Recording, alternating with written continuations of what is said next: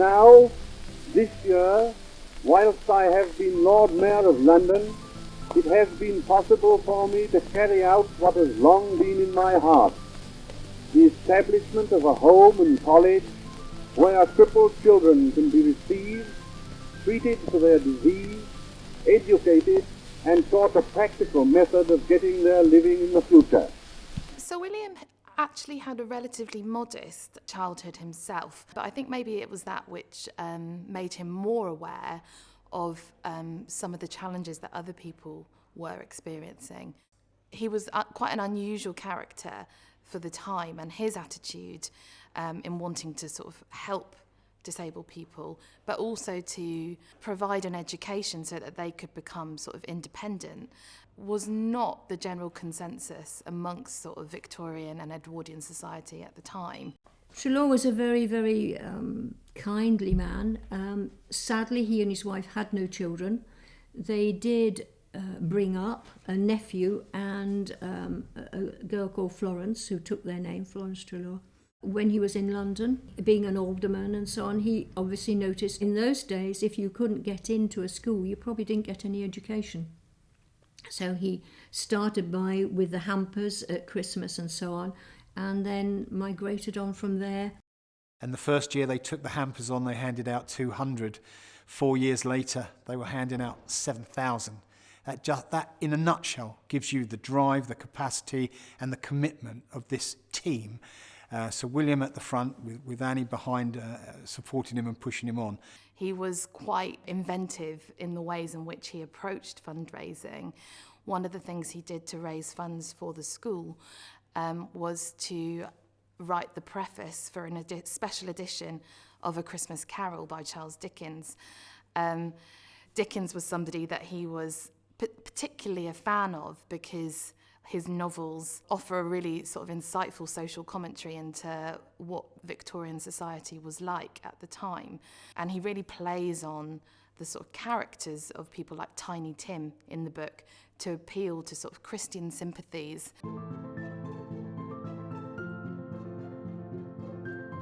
So when the students first came to Treloar's, there were obviously two different parts to the hospital and the college, which was for slightly older students.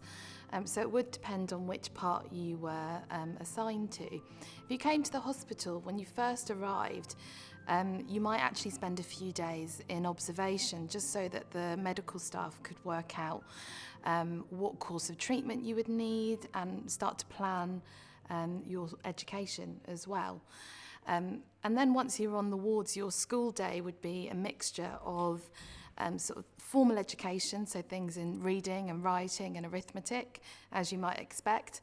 But there was also a big focus upon various different handicrafts, so things like basket weaving, embroidery and sewing, because it was understood that that was quite a good way of helping students to build up dexterity and sort of muscle strength and things like that. All of the orthopaedic equipment was actually made on site by the students themselves. So these were highly skilled work that the students were undertaking. There was a huge focus upon trying to ensure that once these young people left school and college, they would be able to be financially independent, because at the time, opportunities for employment for disabled people were far more limited than they are today. As the reputation of the school spread, and it was seen to be doing very, very good work, there was actually quite a long waiting list for students to be able to come to the hospital and to come to the school. So you would get pupils coming from every county in England and Wales. There was an example of one boy, when his family eventually came to visit him, actually didn't recognise him and came and visited with the wrong pupil instead. And the reason for that was because when a lot of the students would first come to the school, they would be quite frail in appearance, possibly very, very unwell. And the conditions at the hospital and the school were created to promote good health. So there was a real focus upon making sure that the young people had a balanced diet and had plenty of food, lots and lots of fresh air compared to the sort of smoggy, polluted conditions of the cities. So it was all designed to try and encourage them to be much healthier. The sort of primary condition which was being treated at the hospital was tuberculosis, which is obviously not something that we encounter in today's society very often at all.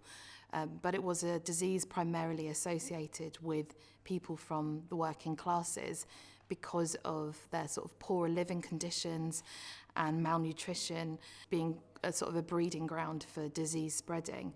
So a lot of the young people who came would have been from poorer families. We've got a mini museum of Sir William's artefacts, some of these beautiful caskets with an English enamel on the top, but they're made of solid silver, which he'd done some wonderful work and someone wanted to recognise him, so they gave him as a gift. We have trowels where he laid the foundation stones in children's homes all around, from Leicestershire all the way down to Hampshire. He was a mover and a shaker, and people recognise that. We're proud of the awards that Sir William got because he's the measure of the man. He obviously is our man, he's our image. We have been going 110 years. There's more than 20,000 people have been through our doors that we've helped in a positive way just because of this guy. We've fundraised millions of pounds over the years because of the legacy he left us.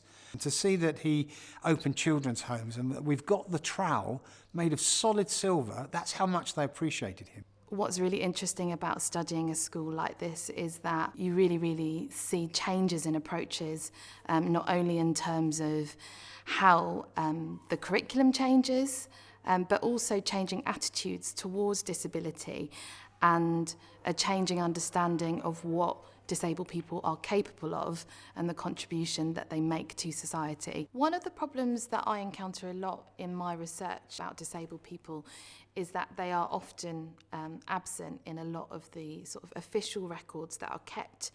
And one of the reasons for that is because those perspectives from disabled people themselves were not necessarily considered worthwhile saving. So that really does reflect quite a change in attitude to how we see disabled people today, because in the past disabled people were perhaps understood not necessarily to make a huge contribution to society. And this is something which is starting to change in this period where the school is founded, but certainly in contemporary society today has shifted considerably.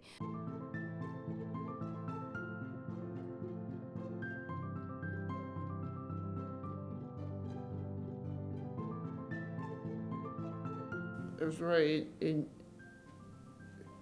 interesting finding out things to do with the history of Treloar's. I found out why Gavane House is called Gavane, because the first healthcare commissioner was called Henry Gavane. My name is Phoebe. I've been a student at Treloar's for 5 years.